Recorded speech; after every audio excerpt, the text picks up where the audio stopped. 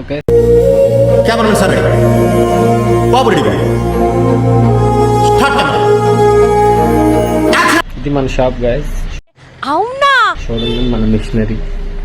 నిజమా? ఇప్పుడు ఇదంతా మీకు ఎందుకు చెప్తున్నానంటే నేను ఏం చేస్తాను ఏంటి అనేది. ఫస్ట్ నా ఇంట్రడక్షన్ అయితే చెప్పుకున్న తర్వాత we going to the daily blog చేద్దాం అని చెప్పేసి మనం అనుకున్నాను. బట్ ఏంటి అని అంటే ఓన్ కంటెంట్ చేస్తున్నాను కానీ ఇది యూట్యూబ్లో అనేవి రీచ్ రావట్లేదు. ఏంట్రా నా బతుకులా అయిపోయింది.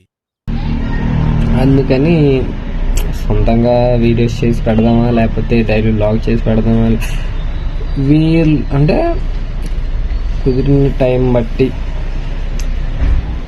సొంత కంటెంట్లో వస్తాయి, లేకపోతే డైలీ బ్లాగ్స్ వస్తాయి, లేకపోతే మంచి ఎంటర్టైన్మెంట్ అలాంటివి కూడా మనం.